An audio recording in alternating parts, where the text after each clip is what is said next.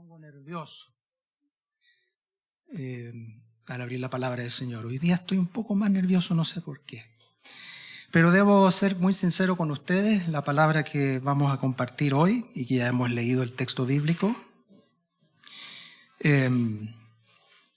son de aquellas palabras que a veces preferiríamos no escoger.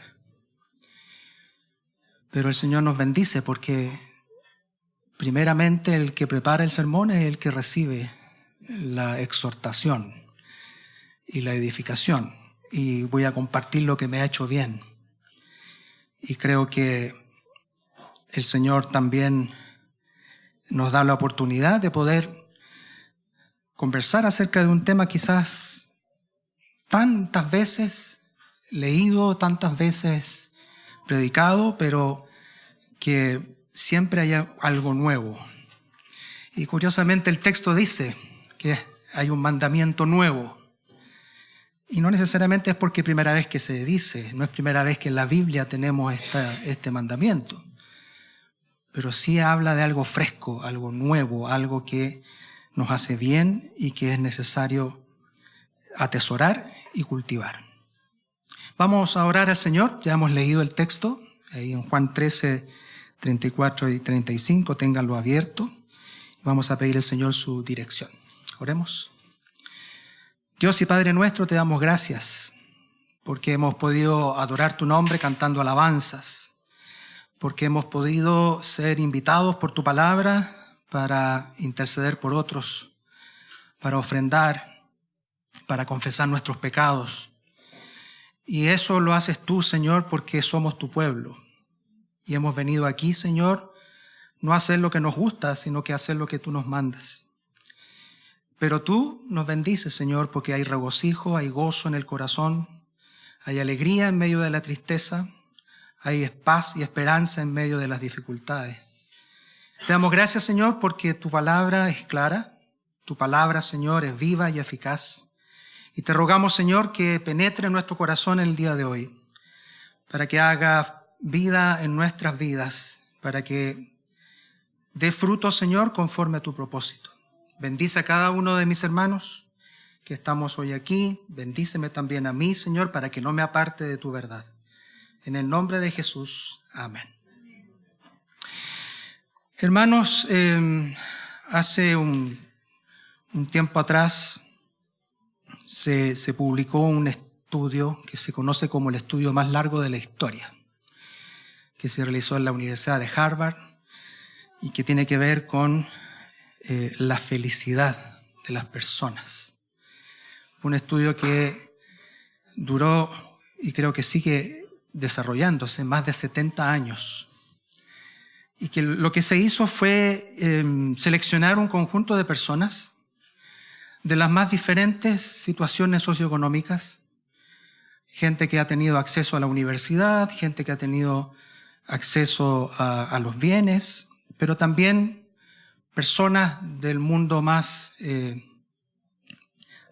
las zonas periféricas de Boston, con situaciones de pobreza, inmigrantes, y desarrollaron este estudio haciéndole un seguimiento a lo largo de toda la vida de esas personas.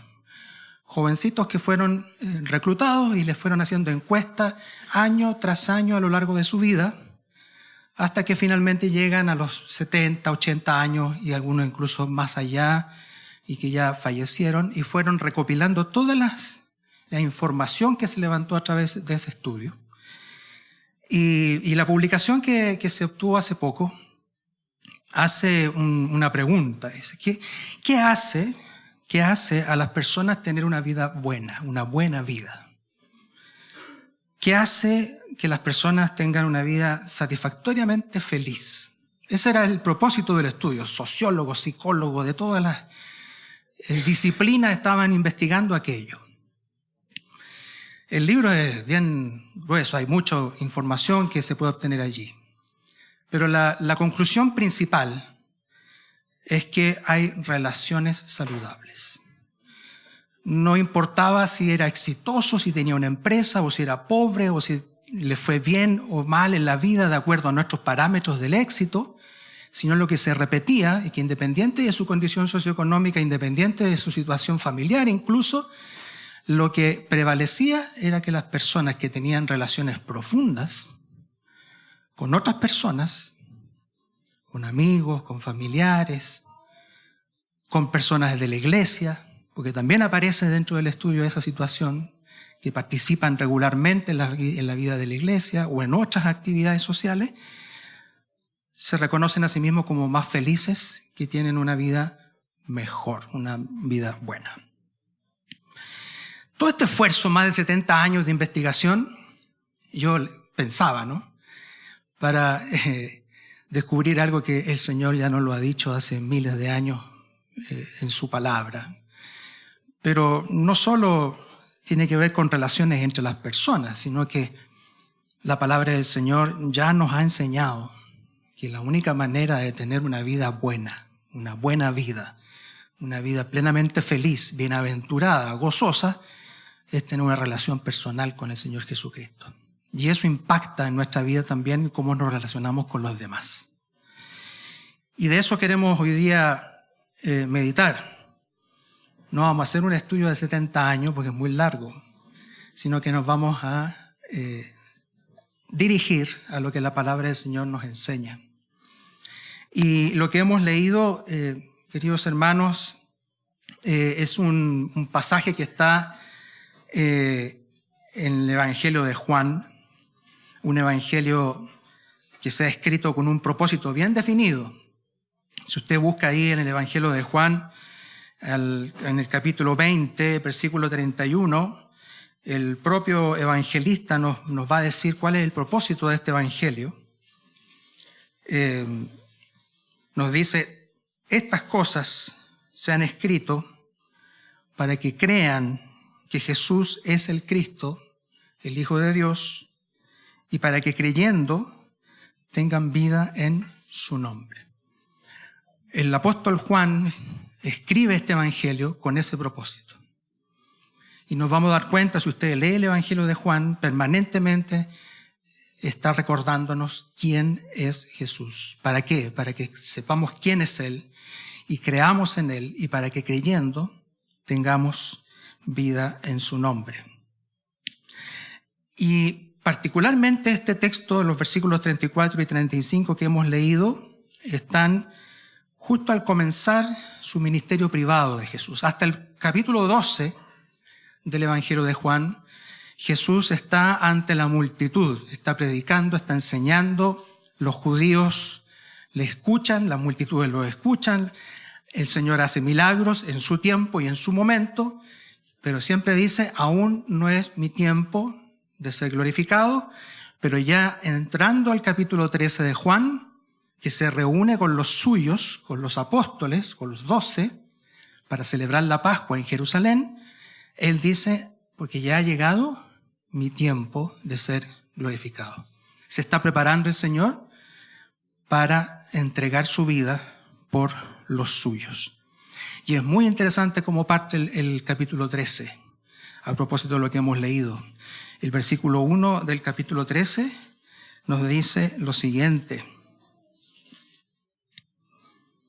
antes de la fiesta de la Pascua, sabiendo Jesús que su hora había llegado para que pasase de este mundo al Padre, como había amado a los suyos que estaban en el mundo, los amó hasta el fin, los amó hasta la eternidad. Entonces, aquí el Señor nos está mostrando un ejemplo práctico, profundo, espiritual, de lo que significa el verdadero amor.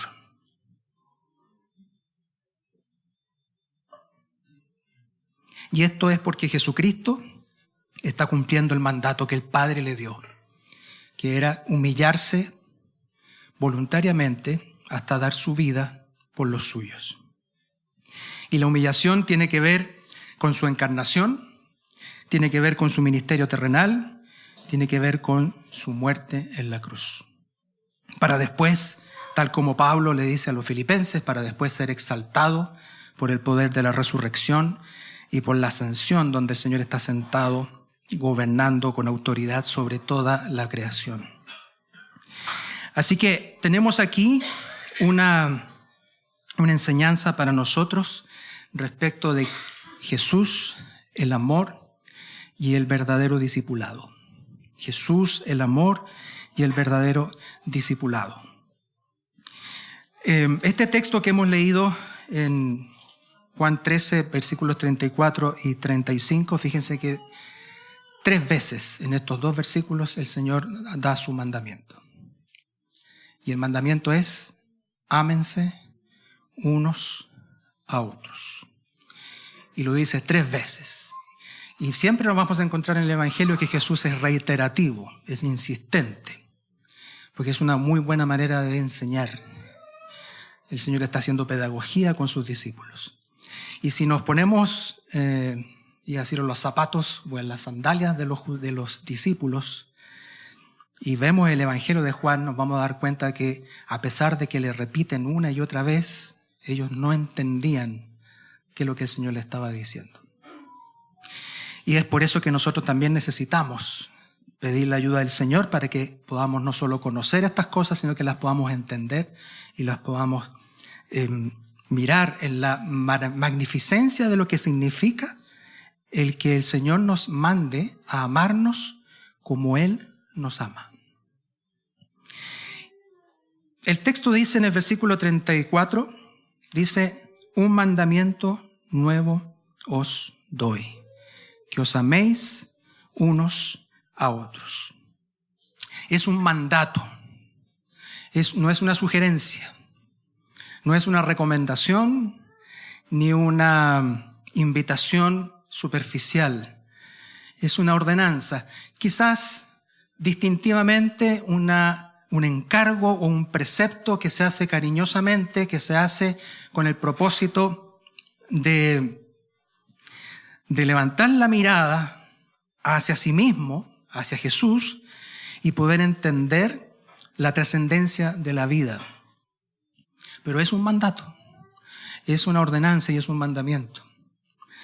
Y esto nos tiene que llamar la atención profundamente sobre este encargo que el Señor le hace a sus discípulos y que hoy nos hace a nosotros. Y es el hecho de que nosotros no debemos esperar a que sintamos amar a los demás, sino que debemos obedecer amando a los demás. Y esto de que es un mandamiento nuevo no es porque primera vez que se señale, sino que ya vemos en los mismos evangelios sinópticos, Jesús, cuando le preguntan cuál es la ley, Jesús le resume diciendo: amarás al Señor tu Dios con todo tu corazón, con toda tu mente, con todas tus fuerzas, y a tu prójimo lo amarás como a ti mismo. Recordando las palabras en el segundo caso de Levítico 19 y 18, donde el Señor le dice a su pueblo que debes amar a tu prójimo. Yo, el Señor, te mando que ames a tu prójimo. Así que no es un mandamiento nuevo en la historia de la redención, pero es nuevo fundamentalmente porque ahora el Señor está mostrando cuál es el ejemplo concreto y práctico que debemos tener en cuenta para cumplir y obedecer ese mandamiento. Y ese ejemplo práctico, real, tangible, es el propio Señor Jesucristo, que da su vida por los suyos. En la primera carta de Juan, en el capítulo 3, en primera de Juan, capítulo 3, lo tenía marcado, aquí está. Fíjense lo que dice en el versículo 23 y 24. Dice: y este es su mandamiento.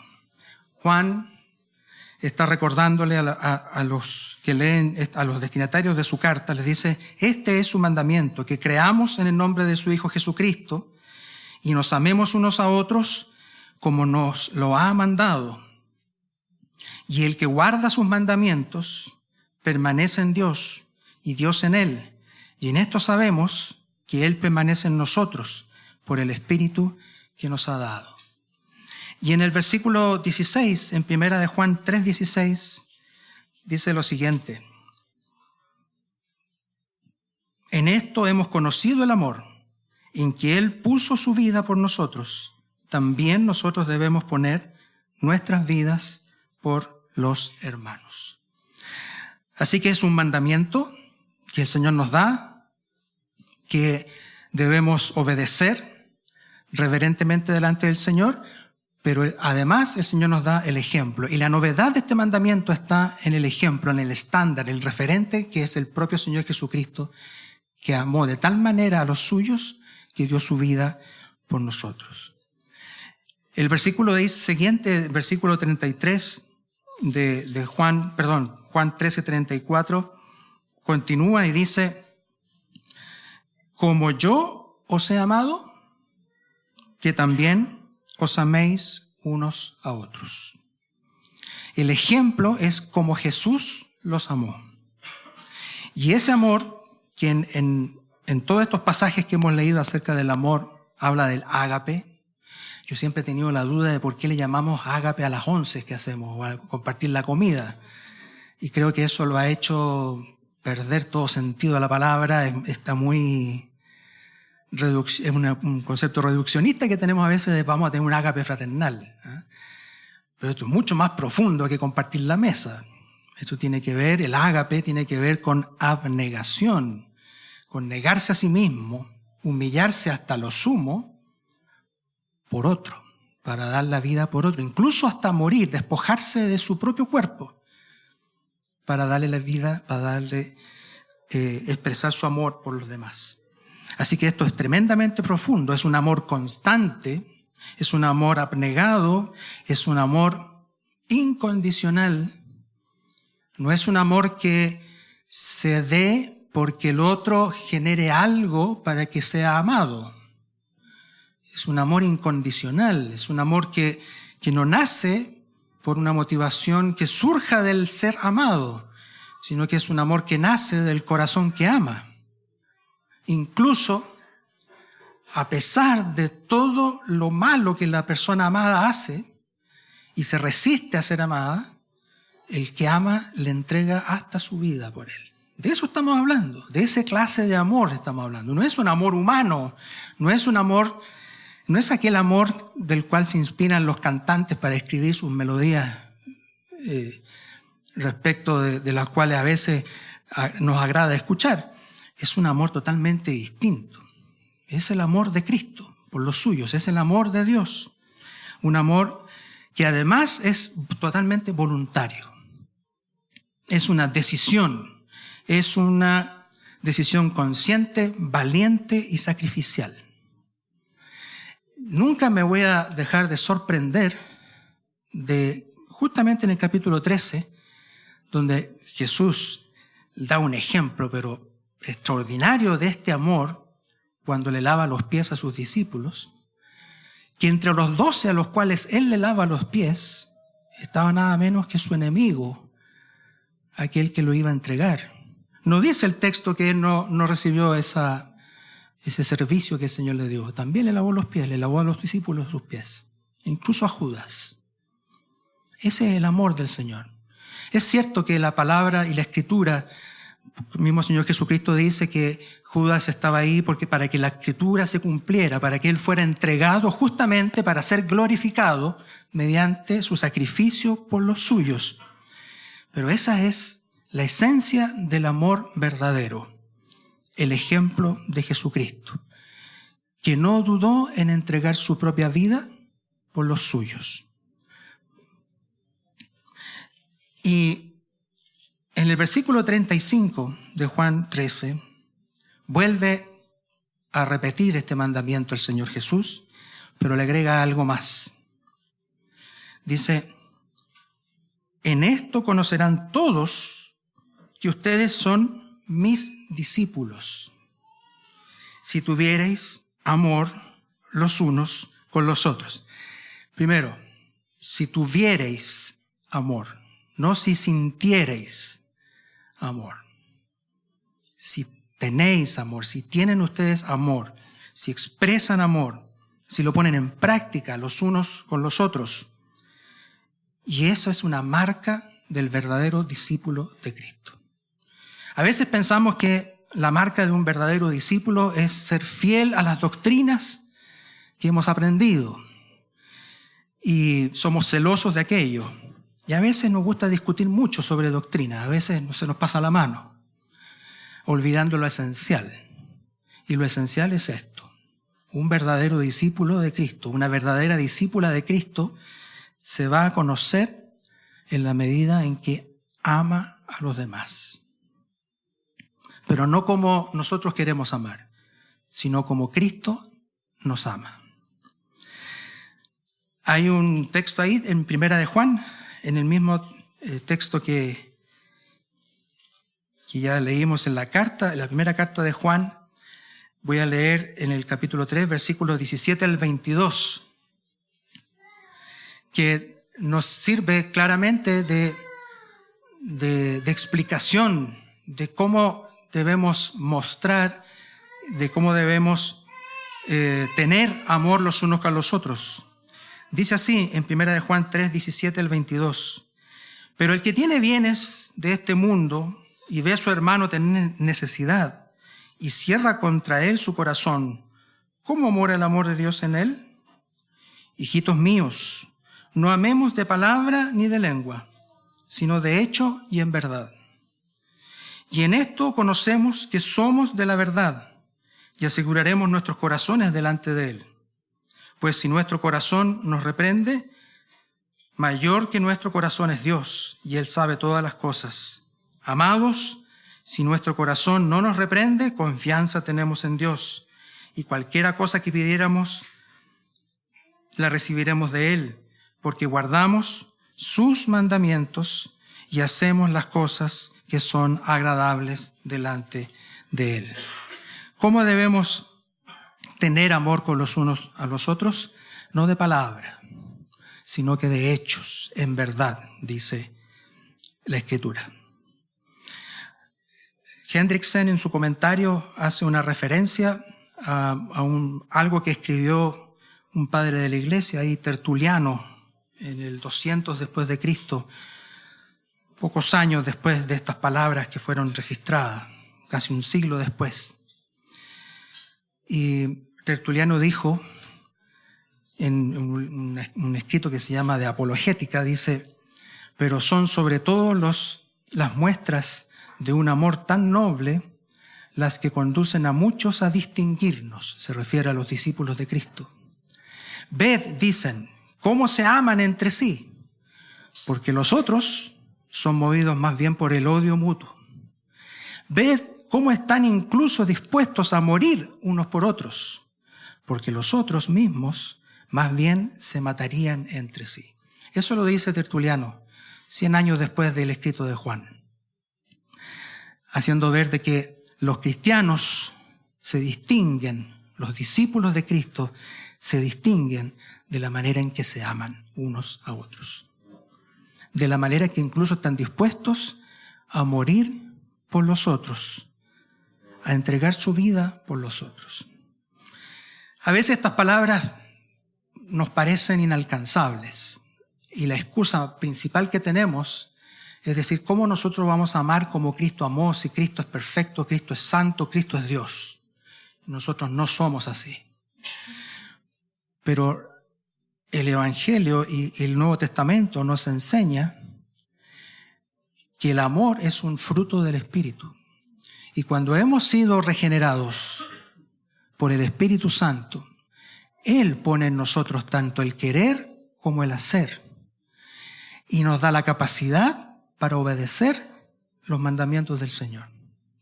Así que nosotros debemos tener muy presente la solemnidad de este mandamiento, que a veces los pasamos por alto. Lo decimos, pero no lo internalizamos ni lo reflexionamos en el corazón. Ámense unos a otros como yo los he amado. Y eso pasó en la iglesia del primer siglo, no solo Tertuliano, ahí un siglo después, inmediatamente de que la iglesia se constituye en Jerusalén, y ustedes pueden ver el libro de los Hechos, en el capítulo 2, que la iglesia perseveraba en la doctrina de los apóstoles, perseveraba en la oración los unos por los otros, en el partimiento del pan, tenían favor con todo el pueblo, expresaban el amor, a nadie le faltaba nada. Había una disposición de hacer por los demás lo que se necesitaba para que estuvieran cubiertas sus necesidades, no solo espirituales, sino que también materiales. Y esta palabra que el Señor nos entrega hoy nos debe llamar profundamente a considerar 3 aplicaciones que quiero compartir en esta mañana, para ir cerrando esta meditación. Lo primero es que el amor del Señor, el amor de Cristo, que se muestra vívidamente, maravillosamente, Él siendo servidor de sus discípulos, lavándole los pies, pero principalmente dando su vida por nosotros, no es un amor que debemos esperar a que fluya como un sentimiento en el corazón, sino que es un amor que se debe cultivar. Tiene que ver con la voluntad, tiene que ver con la decisión del corazón de amar. No esperes, hermano, hermana, a sentir amor por los demás, sino que pídele al Señor que ponga en tu corazón amor y decididamente, tal como Jesús lo hizo, voluntariamente, una decisión consciente, valiente y sacrificial, ponlo en práctica. ¿Por qué? ¿Por qué se debe cultivar el amor de esa manera? Porque es un fruto del Espíritu Santo. Y las obras de la carne las sabemos. Pablo a los Gálatas le dice: las obras de la carne son homicidios, son mentiras, son lujuria, un listado grande de obras de la carne. Más el fruto del Espíritu: gozo, paz, benignidad, templanza, fe, amor. Pablo a los Corintios le dice que permanecen 3 cosas: la fe, la esperanza y el amor. Pero la mayor de ellas es el amor. También encontramos en el Nuevo Testamento que dice que la ley, el cumplimiento de la ley es el amor. ¿Por qué es tan reiterativo la palabra del Señor respecto de esto? Porque somos llamados y exhortados a cultivar el amor. Porque si nos dejamos estar, seremos cada vez más egoístas, individualistas. El Señor nos conoce, el Señor sabe nuestra debilidad y la carne aún permanece en nosotros. Debemos luchar contra eso. Debemos, en primer lugar, entonces, cultivar el fruto del Espíritu, el amor, para que la voluntad, nuestra voluntad, esté sometida a Cristo y amemos como Él ama. Pablo a los Efesios les dice, y les invito a que puedan buscar ahí en Efesios 3, versículos 17 en adelante. Dice lo siguiente, Efesios 3, del 17 en adelante, dice: para que habite Cristo por la fe en vuestros corazones. Pablo está intercediendo por sus hermanos de Éfeso, para que habite Cristo por la fe en vuestros corazones, a fin de que arraigados y cimentados en amor, seáis plenamente capaces de comprender con todos los santos cuál sea la anchura, la longitud, la profundidad y la altura, y de conocer el amor de Cristo, que excede a todo conocimiento, para que seáis llenos de toda la plenitud de Dios. Cimentados y arraigados en el amor de Cristo. Y Pablo aquí trata de explicar algo que es inexplicable: la grandeza del amor de Cristo. Dice que la anchura, la longitud, la altura, la profundidad. Si a alguien le gusta de la física, hay 4 dimensiones. El tesseracto creo que se llama cuando hay un cubo que se le agrega una 4ª dimensión, que habla justamente de la grandeza. Es prácticamente incalculable el volumen de eso. Es enorme. Y de eso el Señor nos hace partícipes. El Señor nos manda que amemos como Él nos ama. Y para eso tenemos que cimentarnos y arraigarnos en su amor. Debemos, en primer lugar, entonces, cultivar el fruto del Espíritu. ¿Y cómo lo cultivamos? Haciendo lo que hacemos acá: orar los unos por los otros. Amar significa no dejar de congregarse, no dejar de reunirse y de cuidarse unos a otros, de pastorearse unos a otros. Y hay un elemento importante, que es la segunda aplicación, que este amor se debe expresar en hechos, no solo en palabras. Y aquí hay una distinción interesante que queremos hacer. Siempre se ha dicho que hay personas que dicen: yo no predico el evangelio, sino que yo vivo una vida de testimonio y si es necesario abro la boca para predicar el evangelio. Eso es un error, porque el evangelio es una buena noticia y por lo tanto el evangelio primeramente se debe proclamar, porque el Señor viene a salvar a los pecadores. Es un evangelio que se proclama, pero también se vive. Pero no se vive sin proclamarlo. Se proclama y se vive. Pero en el caso del amor, que es vivir el evangelio, se muestra de manera concreta, más allá de las palabras. Es interesante esto. El evangelio se proclama, el amor se vive, porque el amor es vivir el evangelio. Ambas cosas son sumamente importantes y por lo tanto debemos aprender a expresar el amor de manera tangible. No para que seamos reconocidos que somos amorosos, sino para que las personas sientan y reciban el amor que damos incluso antes de que ellos manifiesten alguna necesidad. En un ejercicio, diríamos, académico, y aquí está Benjamín, que somos compañeros, así que él va a entender a qué me estoy refiriendo, y en mi caso hicimos una encuesta para conocer un poco la experiencia de la vida cristiana en mi iglesia local, no se los vayan a contar. Y una de las preguntas que hicimos era respecto al servicio a los demás. ¿Cómo manifestamos nuestro servicio a los demás? Nuestra preocupación por los demás. Y fíjense que el resultado arroja lo siguiente. Un 48% dicen que dan a quien le pide. Somos generosos. 48% dice lo que más le identifica con este tema es que si alguien le pide, él es generoso y da. Ya sea dar materialmente, pero también dar una palabra de alivio, de consuelo. O bien aporta dinero a instituciones de ayuda social distintas a la iglesia. 48%. Un 30% participa en las actividades de ayuda social y de servicio en la iglesia local. O sea, se suma a las actividades de la iglesia local. Pero solo un 14% respondió que visita o llama semanalmente a personas para ofrecerles su ayuda, ya sea material o espiritual.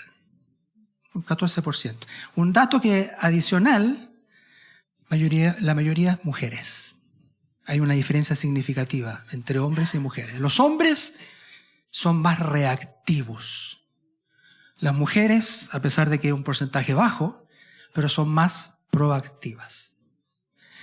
Y eso nos invita a tener en cuenta de cómo estamos amando. Y yo creo que el problema que tenemos, no solo la sociedad en general, sino que nosotros también en el interior de las iglesias, es el individualismo. Y el reaccionar frente a, con suerte a veces reaccionar, otras veces ni siquiera reaccionamos, pero gracias a Dios por los porcentajes, ¿no? Reaccionar frente a la necesidad de las personas. Eso está muy bien.